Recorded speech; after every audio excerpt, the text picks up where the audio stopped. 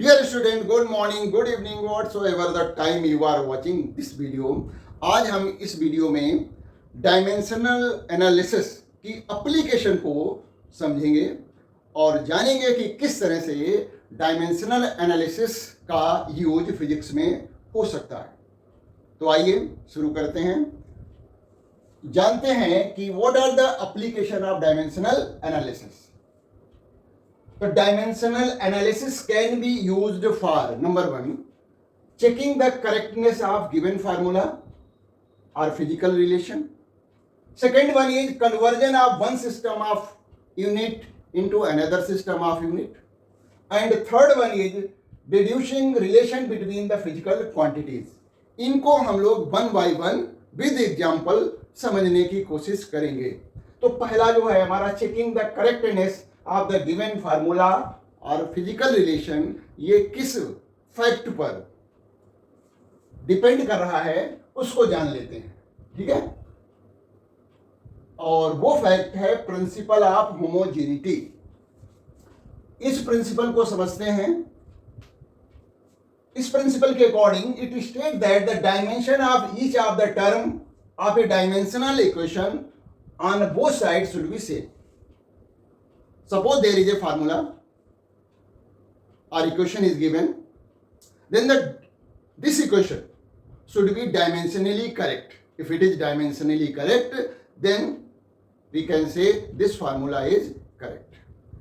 उसमें हमें देखना पड़ेगा कि if there is only two term and one is written on LHS side, another is written on RHS side, तो dimension of LHS must be equal to dimension of RHS. There may be the relation which contains more than one term in RHS side. देखिए उसका example लेते हैं। Suppose distance S is equal to UT plus half AT square. हमें इस principal को समझना है। Hardly exam में पूछा जाता है। इसका जो कॉन्सेप्ट है, जो ये कह रहा है, उसको समझिए पहले। तो यस क्या है? डिस्टेंस है, यू वेलोसिटी है, इनिशियल वेलोसिटी, टी टाइम है, ए एक्सेलरेशन है एंड टी स्क्वायर जो है टाइम का स्क्वायर है। तो यहां पर इस प्रिंसिपल के according dimensions of each of the term of A dimensional equation, ये एक डायमेंशनल इक्वेशन है, तो इसके हर टर्म का डायमेंशन सेम होना चाहिए। मतलब LHS में डिस्टेंस दी गई है, तो जो ये हमारा टर्म है फर्स्ट टर्म, इसके भी डायमेंशंस जो है लेंथ के डायमेंशन के इक्वल होने चाहिए, और जो सेकेंड टर्म है उसके भी डायमेंशंस लेंथ के डायमेंशन के इक्वल होने चाहिए। तो देखिए LHS में तो डिस्टेंस है, तो उसका तो हो गया कि इसके डायमेंशन जो है यल होगा। यहां देखिए वेलोसिटी है, इसके डायमेंशन लिखें LT माइनस 1 और साथ में मल्टीप्लाई करना है T से। T है प्लस 1/2 है नो डायमेंशन, तो एक्सेलरेशन के डायमेंशन लिखिए LT माइनस 2 और साथ में मल्टीप्लाई करना है T स्क्वायर से। सॉल्व करेंगे तो देखिए L T की पावर -1 और T की पावर 1, तो T टू द पावर 0 हो जाएगा। मतलब L into T to the power 0 plus L into, यहां भी सॉल्व करेंगे तो -2 + 2, तो ये टी टू द पावर 0। मतलब हमारा ये जो फर्स्ट टर्म था उसका भी डायमेंशन L हो गया, इसका भी डायमेंशन L हो गया। तो L जो हमारा LHS में गिवन है कि L is equal to L plus L, it means this equation is dimensionally correct as per the principle of homogeneity. आगे बढ़ते हैं, कुछ और रिलेशन लेते हैं और चेक करते हैं कि क्या वो डायमेंशनली करेक्ट हैं या नहीं। ठीक है, तो हमें क्या करना पड़ेगा?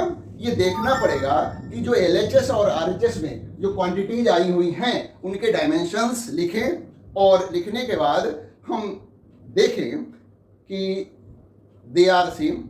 If they are same, then we can declare the given relation is correct. If they are not same, then we say the given relation is incorrect, dimensionally incorrect. देखिए पहला क्वेश्चन है, to check the correctness of the formula time period of simple pendulum t is equal to 2 pi under root L by G. All of you must familiar this formula. और ये correct भी है। अब इसको हम dimensionally check कर लेते हैं। तो LHS में क्या है, टाइम पीरियड है, मीन्स टाइम है। तो इसके डायमेंशन, LHS के डायमेंशन क्या होंगे, t होगा। 2 pi is a constant, it has no dimension. Under root means power 1/2. L और डिनोमिनेटर में है एक्सेलरेशन ड्यू टू ग्रेविटी, तो वो हो जाएगा LT-2।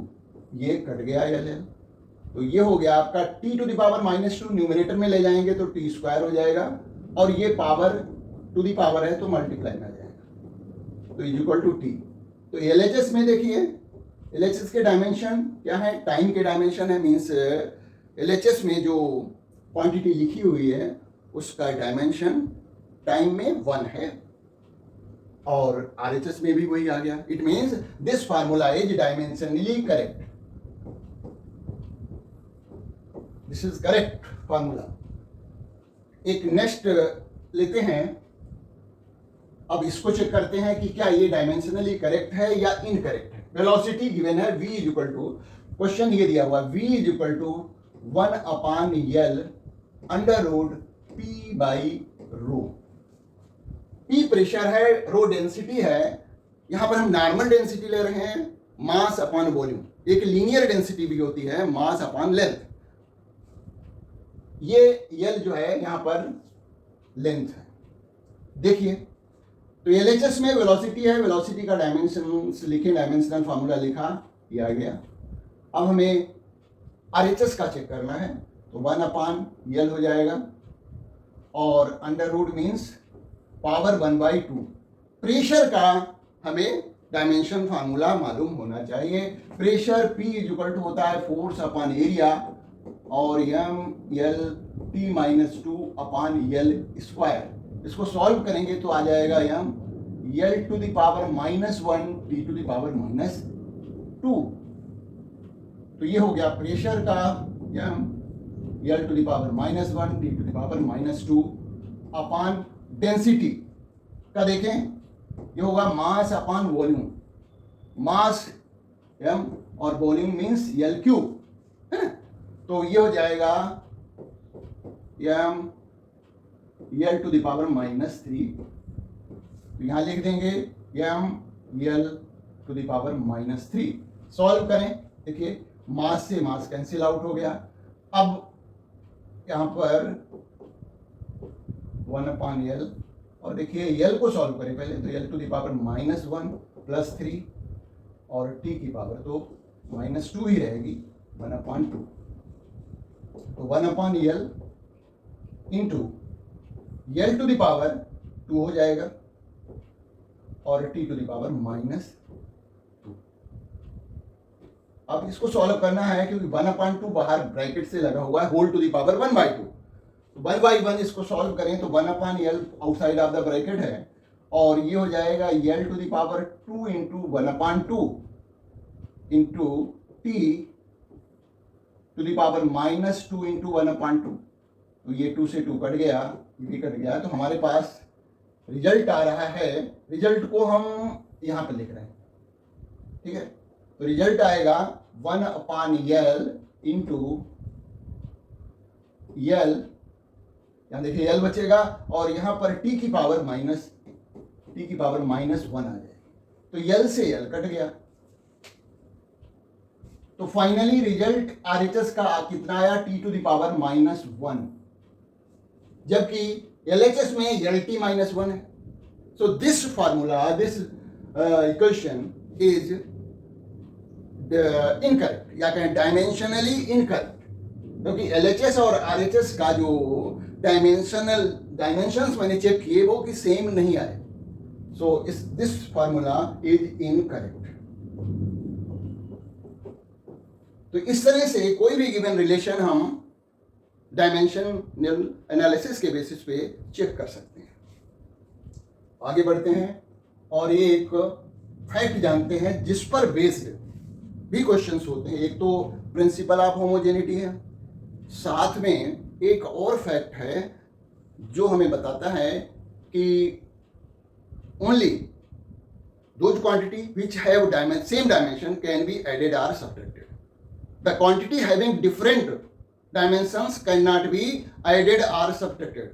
Like algebra, in algebra we can only add or subtract the like terms. Any like terms can be added or subtracted in algebra. Similarly, in dimensional analysis, only the terms having same dimension can be added or subtracted. हाँ, multiplication division allowed है, जैसे कि algebra में भी है. Unlike terms का भी multiplication division possible है. तो देखिए फैक्ट क्या है हमारा. ये फैक्ट है जो कि मैंने अभी बात की. The fact that quantities having same dimension can be added और सब्ट्रैक्टेड. इसका रिवर्स करें. If the quantities are added और subtracted in relation, it means they must have same dimension. किसी भी रिलेशन में आपको लगे ये क्वांटिटी ऐड की गई हैं या सब्ट्रैक्ट की गई हैं, इसका मतलब दे मस्ट हैव सेम डायमेंशन. इस फैक्ट को हमें ध्यान में रखते हुए हम यहाँ पर टू क्वेश्चन सॉल्व करने जा रहे हैं. एक तो पहला ये है, write the dimensions of A and B in the relation power is equal to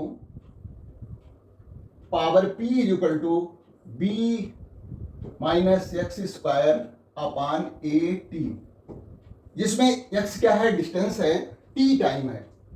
ये डिस्टेंस है, ये टाइम है. अब देखिए आपको दिख रहा होगा कि न्यूमरेटर में b और x स्क्वायर को सब्ट्रैक्ट किया गया है. इस फैक्ट के बेसिस पे हम कह सकते हैं कि dimension of b equal to dimension of x square. या तो पूरा लिख दीजिए कि dimensions of b is equal to dimensions of x square. मतलब b के डायमेंशन जो होंगे वो x स्क्वायर के डायमेंशन के इक्वल होंगे. और x क्या है, डिस्टेंस है. इसका मतलब b के डायमेंशन जो होंगे वो डायमेंशनल फार्मूला कहें, इस तरह से लिखा जाएगा. b has 2 dimension in length. ये बात क्लियर हो गई. अब ये क्या है, पावर है. इसको दोबारा रीराइट करिए. देखिए यहाँ पर क्या है, यदि कहें कि b के डायमेंशन क्या होगा, एल स्क्वायर, तो इसके भी एल स्क्वायर है, तो L square minus L square equal to L square ही होगा. मतलब कोई फिजिकल क्वांटिटी है, टू फिजिकल क्वांटिटी को सब्ट्रैक्ट किया जाए या ऐड किया जाए तो वो फिजिकल क्वांटिटी तो वही बनी रहेगी ना. फिजिकल क्वांटिटी तो चेंज होगी नहीं. इसका मतलब लेंथ है, लेंथ का स्क्वायर है तो लेंथ का स्क्वायर रहेगा. ऐसा नहीं होगा कि हम इसको जीरो लिख दें इक्वल टू जीरो ना. ये एल स्क्वायर, हमें डायमेंशंस की बात करनी है. यहाँ पर एल्जेब्रिकली उसको सब्ट्रैक्ट नहीं करना है. तो इसको हम देखिए यहाँ पर न्यूमरेटर में क्या लिखेंगे, एल स्क्वायर लिखेंगे. पी इक्वल टू हो जाएगा L square upon A T. अब हमें ए का और पता करना है तो इसके लिए हमें क्रॉस मल्टीप्लाई करना पड़ेगा. P into A T is equal to क्या हो गया, L square. A is equal to हो जाएगा, ए इज इक्वल टू हो जाएगा L square upon P into T. अब देखिए p पावर का डायमेंशनल फार्मूला आपको मालूम होना चाहिए. पावर इज इक्वल टू होता है, देखिए यहाँ पर पावर इज इक्वल टू होता है work upon time, rate of doing work. Work का dimension m L square T minus 2 upon T. ये m L square T minus 2 upon T. Solve करेंगे तो ये मिल जाएगा L T, M L square तो रहेगा, टी की पावर -3 हो जाएगी. तो देखिए एल स्क्वायर पावर है हमारा M L square T to the power -3 और ये तो वो पी, अभी टी और है एक टी. तो इसको सॉल्व किया तो एल स्क्वायर अपॉन, वैसे तो एल स्क्वायर कट कर दो. देखिए एल स्क्वायर हमारा कट हो रहा है, एल स्क्वायर से एल स्क्वायर कैंसिल आउट हो जाएगा. ये हो जाएगा 1 अपॉन एम और L to the power -3 into T, तो एल टू द पावर वो sorry T to the power -2 हो जाएगा, है ना. तो रहा टी की पावर हो गई -2. तो इसको न्यूमरेटर में ले जाएं तो m टू द पावर -1 और t square. This is the dimensional formula या कहें डायमेंशंस ऑफ ए। तो इस तरह से हम इस फैक्ट के बेसिस पे ए और बी के डायमेंशंस या कोई भी ऐसा रिलेशन दिया हुआ है उस पे हम डायमेंशंस फाइंड आउट कर सकते हैं।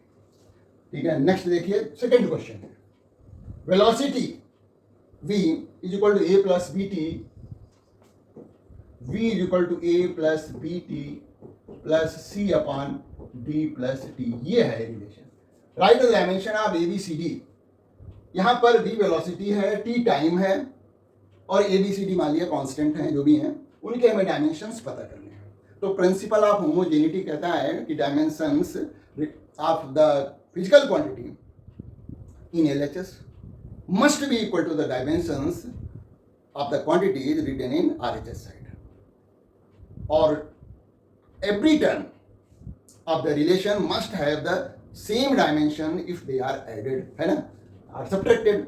तो देखिए यहाँ पर ये सभी 3 टर्म्स आपस में ऐड किए गए हैं, तो ए के डायमेंशन बी के डायमेंशन के इक्वल होंगे, बी टी का डायमेंशन भी वी के डायमेंशन के इक्वल होगा और C upon D plus T का डायमेंशन भी v के इक्वल होगा। और यहां पर देखिए थर्ड टर्म में d प्लस टी है, t तो टाइम है और उसके साथ d ऐड किया गया है। It means dimension of d is equal to dimension of t। तो t क्या है, टाइम है, तो dimension of d is equal to dimension of time. तो पहले a के डायमेंशन क्या हो जाएंगे, a के डायमेंशन हो जाएंगे जो v के डायमेंशन है। v के डायमेंशन क्या है, वेलोसिटी है, तो lt -1। सेकेंड टर्म लीजिए बी टी, इसको हम टी को जो है लिख देते हैं बी इंटू कैपिटल टी, ठीक है, क्योंकि टी है, इज इक्वल टू हो जाएगा L T minus dimension of B T. ये कंफ्यूज नहीं होना है, dimension of B T is equal to dimension of B velocity. ये तो बी को टी को उधर भेज दीजिए, तो एल टी -1 अपॉन टी, तो v के डायमेंशन हो गए L T -2। v has 1 dimension in length -2 dimension in time, it means it is acceleration।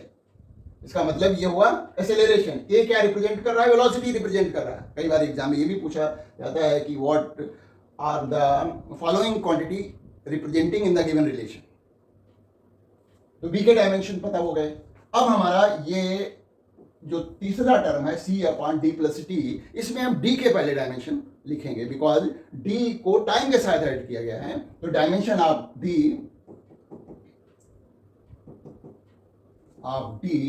Is equal to dimension of t। ऐसे भी डिटेल में भी लिख सकते हैं। तो t का डायमेंशन हो गया t, ठीक है। अब इस c upon d plus T के डायमेंशन v के इक्वल होने चाहिए। तो dimension of c upon d plus T की जगह पर हम केवल t लिखेंगे, इज इक्वल टू हो जाएगा डायमेंशन ऑफ b। ये डायमेंशन ऑफ v मैंने लिख दिया। तो c के डायमेंशन इज इक्वल टू हो जाएंगे, v के डायमेंशन कितने होते हैं, एल टी -1 और एक t और ये वाला डिनोमिनेटर वाला मल्टीप्लाई में चला जाएगा। तो c इज इक्वल टू हो जाएगा, देखिए t टू द पावर -1 और t मल्टीप्लाई हो जाएगा, तो c L into C is equal to L into G T to the power 0। तो ये हो गया, c के डायमेंशन हमें पता लग गए हैं, वो l के डायमेंशन के इक्वल हो गए। मतलब c क्या रिप्रेजेंट कर रहा है, यहाँ पर लेंथ को रिप्रेजेंट कर रहा है, a वेलोसिटी को रिप्रेजेंट कर रहा है, v एक्सेलरेशन को रिप्रेजेंट कर रहा है, ये जो है लेंथ को रिप्रेजेंट कर रहा है। तो इस तरह से हमने सेकंड एप्लीकेशन को सीखा। मतलब सेकंड मेथड थोड़ा है, इससे थोड़ा अलग है, एप्लीकेशन तो फर्स्ट ही है। आगे बढ़ते हैं और नेक्स्ट एप्लीकेशन समझते हैं, conversion of one system of unit into another system of unit. और ये किस फैक्ट पे बेस्ड होगी वो लिखा हुआ है। This is based on the fact that the product of the numerical value n and corresponding unit is a constant. ये बात हम डिस्कस कर चुके हैं ऑलरेडी। मतलब n1 u1 is equal to n2 u2। अब ये यहां पर देखिए u1 u2 क्या है, यूनिट्स है, और n1 और n2 क्या है, न्यूमेरिकल वैल्यू है। तो यूनिट्स हैं, कोई हमें यूनिट गिवन हो तो उसकी हेल्प से हम पता कर सकते हैं कि ये क्वांटिटी कौन सी है। जैसे लिखा है यूनिट गिवन है मीटर पर सेकेंड, इट मीन्स ये वेलोसिटी या स्पीड है। मीटर पर सेकेंड स्क्वायर, इसका मतलब ये एक्सेलरेशन है ना। तो इसका मतलब ये हुआ कि हम इसको डायमेंशनली लिख सकते हैं कि n1 इंटू इसके डायमेंशन लिखें तो मास के डायमेंशन मान लिया a है, ठीक। लेंथ के डायमेंशन इसमें u1 में b जो है, लेंथ के डायमेंशन को हम लिखेंगे L1 to the power b और इसको लिखेंगे T1 to the power c। तो इस तरह से हमने इसको लिखा, इक्वल हो जाएगा n2, ये सेकेंड कोई यूनिट है तो क्वांटिटी तो वही रहेगी, मतलब इधर मास है, लेंथ है, टाइम है, वही रहेगी और पावर भी वही रहेगी, है ना। तो ये हो जाएगा आपका, इसको लिखेंगे m2 to the power a, L2 to the power b, T2 to the power c। ये तो हमें किसी दूसरी यूनिट में, यानी हमें कन्वर्ट करना है one system of unit to another system of unit, तो n2 इक्वल हो जाएगा, देखिए डायरेक्ट फार्मूला हम इसको इधर भेज देते हैं इसको, तो ये हो जाएगा n1 साथ में आ जाएगा m1 upon m2 to the power a into L1 upon L2 to the power b, T1 upon T2 to the power c। इसका यूज करेंगे फार्मूला को। When we ask to convert one system of unit to another system of unit, we always use this relation. n1 क्या है, given value है जिसको कि हमें किसी दूसरे यूनिट में कन्वर्ट करना है। m1 m2 m1 L1 और T1 ये क्या है, गिवन सिस्टम ऑफ यूनिट की वैल्यूज होंगी, और m2 L2 और T2 जिस यूनिट में कन्वर्ट करना है उसकी वैल्यूज होंगी। इस फार्मूले को हमें याद रखना पड़ेगा। अब प्रोसेस समझते हैं कि किस तरह से, how we can convert one system of unit into another system of unit. हमने यहाँ पर भी एग्जांपल ले रखे हैं, फार्मूला हम यही डायरेक्ट यूज करेंगे। देखिए ये यहाँ पर क्वेश्चन है कि convert one unit into dyne. Dyne जो है सीजीएस यूनिट है और न्यूटन जो है एसआई यूनिट है, या कहें एमकेएस यूनिट है, ठीक है। न्यूटन मीन्स ये क्या है, फोर्स। तो सबसे पहले हम क्या करते हैं, जो फिजिकल क्वांटिटी गिवन है उसका डायमेंशनल फार्मूला लिखते हैं। फोर्स का डायमेंशनल फार्मूला जो है mLT माइनस 2 होता है। इसकी हेल्प से जो हमने पावर लगाई थी, मास, लेंथ और टाइम, इससे पता लग रहा है कि A इक्वल टू यहाँ 1 है, मास पर हमने A लिखा था और L पर B लिखा था, तो यहाँ पर जो है B की पावर 1 है और C की पावर है -2। ये अभी क्लियर हो जाएगा। देखिए फार्मूला हमारा क्या हुआ था कि n2 इक्वल टू आया था n1 m1 upon m2 to the power A, L1 upon L2 to the power B और T1 upon T2 to the power C। ये ABC आई थी, उनकी वैल्यू हम इस जो गिवन क्वांटिटी है जिसको हमें कन्वर्ट करना है उसके डायमेंशनल फार्मूले की हेल्प से A B C की वैल्यू मैंने पता कर ली। प्रोसेस को माइंड में रखना है। अब देखिए n1 की वैल्यू हमारी क्या है, n1 जो है वो 1 न्यूटन है, तो यहां पर लिख दीजिए 1। देखिए ये हमारा सिस्टम, गिवन सिस्टम, न्यूमरेटर में गिवन सिस्टम के बारे में बात करनी है और डिनोमिनेटर में जो m1 m2 L2 और T2 गिवन है वो क्या है, उस सिस्टम में जाना है जिसमें कि हमें वैल्यू कन्वर्ट करके लानी है। तो मास जो होता है वो MKS में किसमें मेजर किया जाता है, केजी में, तो 1 kg अपान सीजीएस सिस्टम में मास को ग्राम में मेजर करते हैं और A की पावर हमारी 1 आ रही है तो उसको 1 लिख दिया।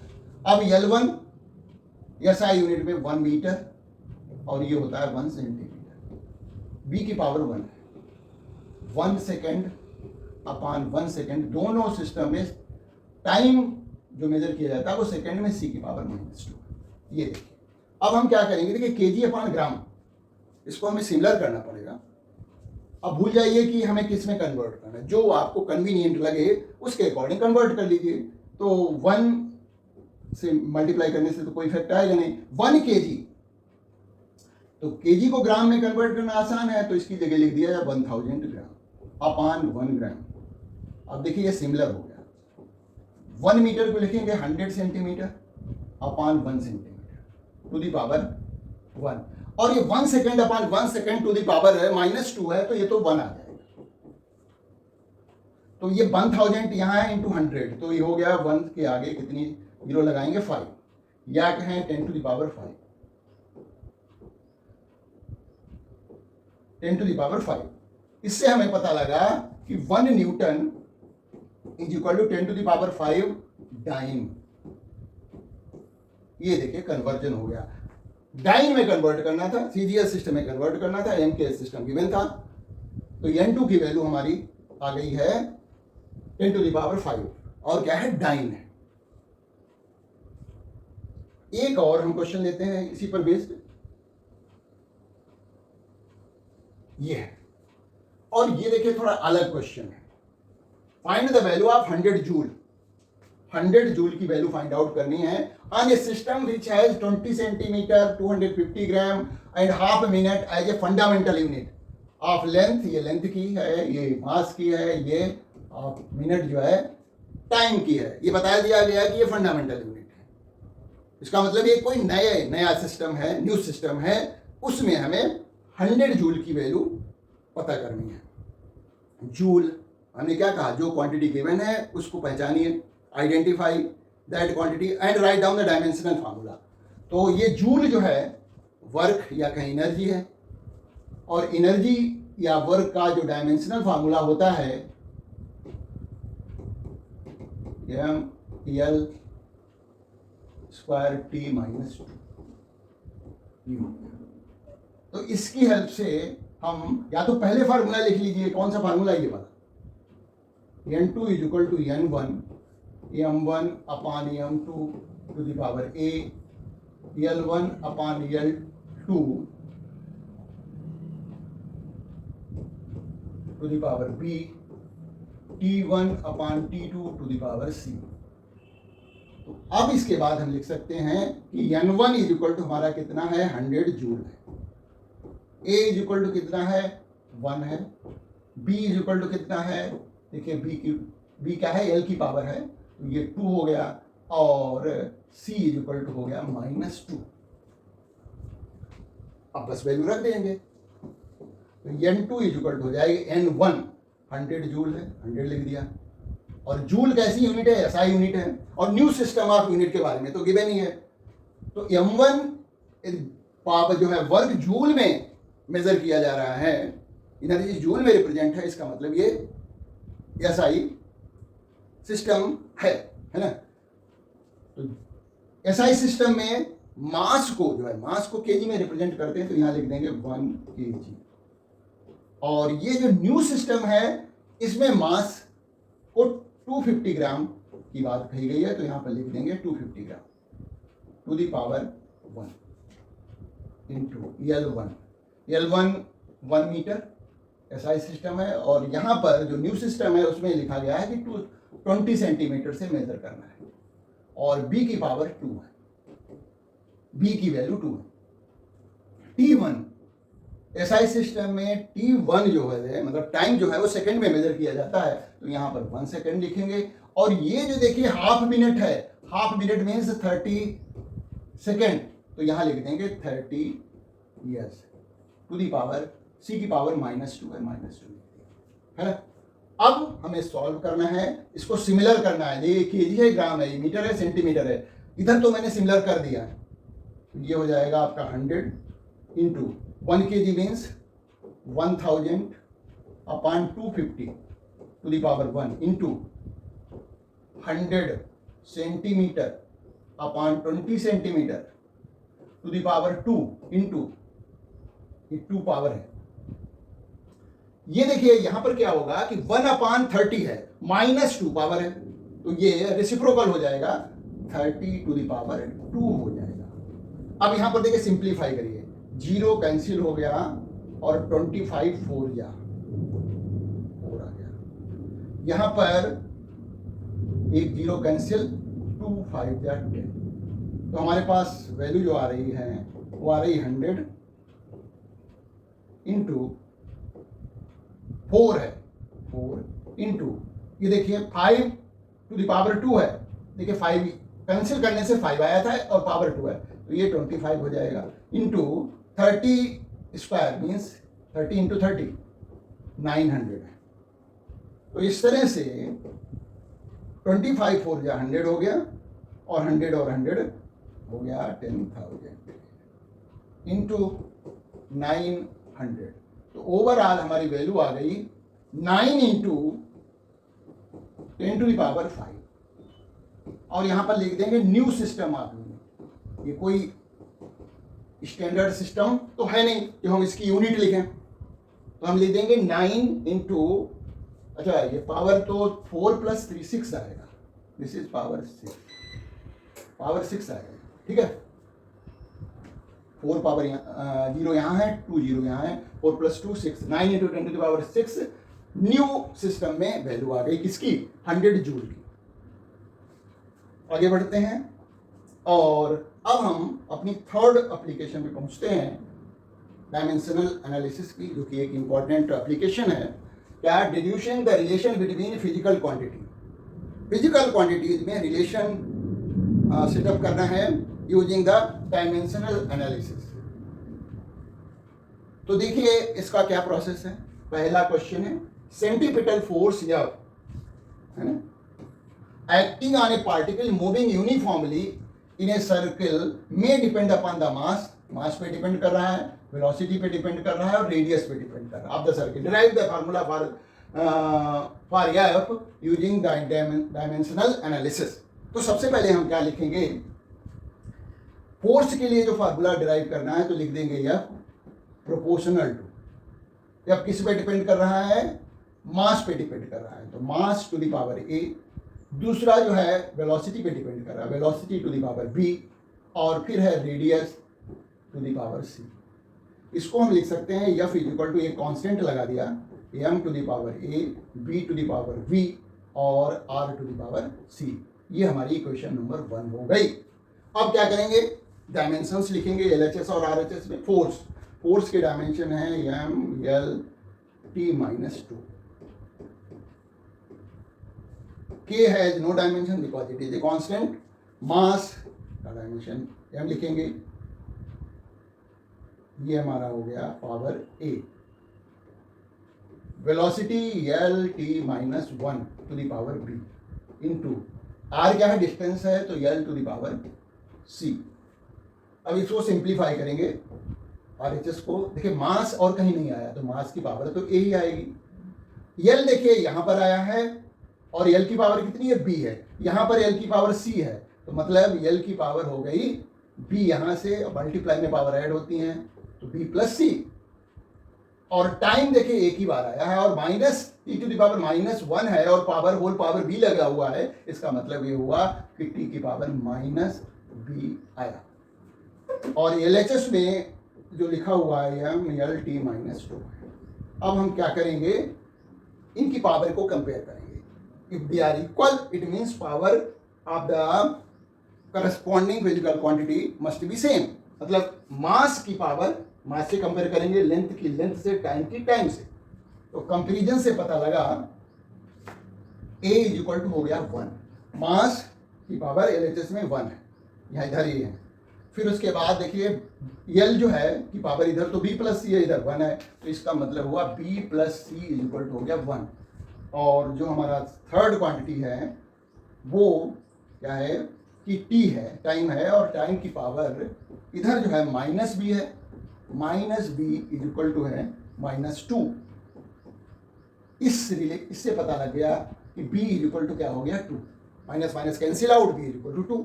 अब बी की वैल्यू यहाँ रख दीजिए इस इक्वेशन में, तो 2 plus C is equal to 1, तो सी इज इक्वल टू हो गया 1 माइनस 2, तो सी इज इक्वल टू माइनस 1, और ए की वैल्यू हमने पहले ही निकाल दी थी।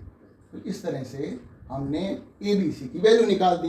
अब इक्वेशन 1 में रख दीजिए, from equation 1 F is equal to हो जाएगा के, एम की पावर कितनी आई थी, ए की वैल्यू 1 आई थी, 1 तो लिखने की जरूरत नहीं है। अब दूसरा बी था और वी की पावर बी थी और जिसकी वैल्यू 2 आई, बी की पावर 2, और जो तीसरी फिजिकल क्वांटिटी है वो आर है और आर टू द पावर आया -1।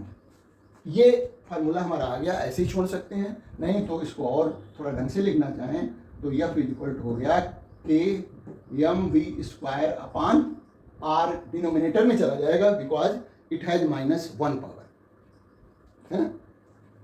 तो इस तरह से हमें किसी भी फिजिकल रिलेशन को डायमेंशनली जो है सेटअप कर देना है, डिड्यूस कर देना है। आगे बढ़ते हैं और एक दूसरा क्वेश्चन लेते हैं, थोड़ा इसको हम खुद भी करने की कोशिश आप लोग करिए। इस तरह के बहुत सारे क्वेश्चंस गिवन होते हैं टेक्स्ट बुक्स में, उसको ट्राई करिए, जितना प्रैक्टिस करेंगे उतना ही अच्छा रहेगा। तो देखते हैं इसको कैसे करेंगे। तरीका मेथड वही रहेगा, फ्रीक्वेंसी ऑफ ऑसिलेटिंग ड्रॉप में depend upon radius R of the drop, density rho and of the liquid and surface tension s of the liquid. Deduce the formula dimensionally for frequency. तो सबसे पहले f proportional to लिखेंगे, पहली physical quantity आ रही are है, are to the power ए, आगे पीछे कर सकते हैं कोई दिक्कत नहीं है। डेंसिटी दूसरी क्वांटिटी है, उसकी पावर हमने बी लगा दी, और तीसरी क्वांटिटी है सरफेस टेंशन यस है, उसकी पावर सी लगा दी। तो F is equal to K constant लगाया, R to the power A, rho to the power B, S to the power C. Dimensions लिखिए, ये क्वेश्चन 1 हो जाती है। ये क्या फ्रीक्वेंसी के डायमेंशंस होते हैं m to the power 0, l to the power m to the power 0, l to the power 0, t to the power -1 is equal to k has no dimension. ये डिस्टेंस है, रेडियस है, तो ये हो गया हमारा l to the power a। ये density है, तो मास अपॉन वॉल्यूम मतलब m l to the power -3 whole to the power क्या हो जाएगा b। और ये सरफेस टेंशन है, surface tension S is equal to होता है फोर्स पर यूनिट लेंथ। तो फोर्स के डायमेंशन है m l t-2 upon l। तो l का मतलब हमें यहाँ पर कैपिटल L लिखना है, कट में है ना, फोर्स पर यूनिट लेंथ, तो l कैंसिल आउट। तो सरफेस टेंशन के डायमेंशन हो गए m l to the power -2, m into l to the power -2। तो ये सरफेस टेंशन के हो गए, तो ये हम लिख दिया l और इसकी पावर लगा दी c। सॉल्व करें अब, देखिए m पहले लिखते हैं, तो m की पावर यहाँ पर देखिए b है, यहाँ m की पावर c है, तो ये हो जाएगा m की पावर b यहाँ से आया और c यहाँ से आया, b plus c, m to the power b multiplied by m to the power c, तो m to the power b plus c. अब l लेते हैं, तो यहाँ पर देखिए l आ रहा है, l की पावर a है, यहाँ पर l की पावर आई -3b और यहाँ से l की पावर आई -2c, 3b यहाँ से आई और -2c यहाँ से। अब टाइम तो कहीं आया ही नहीं है ना,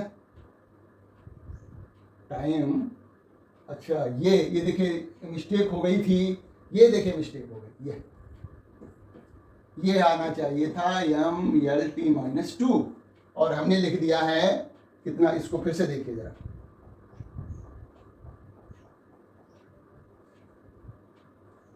इसको हमें फिर से देखना पड़ेगा और यहां पर लिखना पड़ेगा t टू द पावर -2, ये t है। तो फिर से देखें तो ये हो जाएगा m to the power b plus c, b और प्लस सी, c कहाँ से आ रहा है, यहाँ से, l की पावर प्लस a है पहले और यहाँ से आएगा -3b, यहाँ से आएगा माइनस, यहाँ से कुछ नहीं आएगा, l तो ये क्या है, ये तो t है, ये दिस इज t, l तो कैंसिल आउट हो गया था, है ना, ये जो आया था वो आया। तो इस तरह से हमारा जो l की पावर आई है a -3b into t to the power कितनी आई है -2c। तो m to the power b प्लस c, l to the power a L to the power a minus 3b और c to the power minus 2 वो t to the power minus 2c। अब compare कर लें, है ना। तो कंपेयरिंग करेंगे तो ये m की पावर b प्लस सी है, मतलब b plus C is equal to 0, first equation. Second equation है l को पावर कंपेयर करेंगे, a minus 3b is equal to 0 और c देखिए minus 2c is equal to है माइनस 1k। तो इससे पता देखिए c की वैल्यू तुरंत पता लग गई, c is equal to minus minus cancel out, c is equal to 1/2। c की वैल्यू आ गई। जब c की वैल्यू इस इक्वेशन में रख देंगे, देखिए b plus C is equal to 0 है और b प्लस सी की वैल्यू आई थी 1/2 इज इक्वल टू 0, तो b इज इक्वल टू हो गया माइनस 1/2। b की वैल्यू हो गई, c की वैल्यू हो गई। अब हमें इसकी पता करनी है a की वैल्यू पता कर लीजिए और फिर इस इक्वेशन में a b c की वैल्यू रख दीजिए। हम यहाँ पर आपको करके दिखा रहे हैं इसकी वैल्यू, a की वैल्यू पता करना और a कहाँ आ रहा है, यहाँ पर आ रहा है, l की पावर में आ रहा है और वो आया था a minus 3b equal to 0, a minus 3 into b की वैल्यू कितनी आई है हमारी माइनस 1/2, तो माइनस 1/2 इक्वल टू 0, तो a minus minus plus 3/2 equal to 0, a equal to minus 3/2। a की वैल्यू पता लग गई है, b की वैल्यू पता लग गई है और c की वैल्यू भी पता लग गई है। बस इस इक्वेशन में रख देंगे इसमें, तो f इक्वल टू हो जाएगा k r। a की पावर कितनी आई थी, a की वैल्यू कितनी आई थी माइनस 3/2, b की वैल्यू जो आई है हाफ माइनस का, यानी डेंसिटी की पावर कितनी लगानी है माइनस 1/2 और जो हमारा सरफेस टेंशन यस है उसकी पावर c थी और c की पावर आया 1/2। इसको हम ऐसे ही छोड़ सकते हैं और नहीं तो इसको सिंप्लीफाई करके भी लिखा जा सकता है कि f is equal to k r to the power minus 3/2 rho to the power 1/2 s to the power plus का 1/2। तो इस तरह से किसी भी फिजिकल रिलेशन को हम सेटअप कर सकते हैं, ड्राइव कर सकते हैं फार्मूला। थोड़ी प्रैक्टिस कर लीजिए तो निश्चित रूप से आपको ये एप्लीकेशन भी बहुत आसान लगने लगेगी, कोई दिक्कत नहीं होगी मेरी समझ से। और ये जो है हमने आज एप्लीकेशंस ऑफ डायमेंशनल एनालिसिस को समझा। अभी कुछ और क्वेश्चन हम अगले वीडियो में इस पर बेस पे कराएंगे। Thank you for watching this video.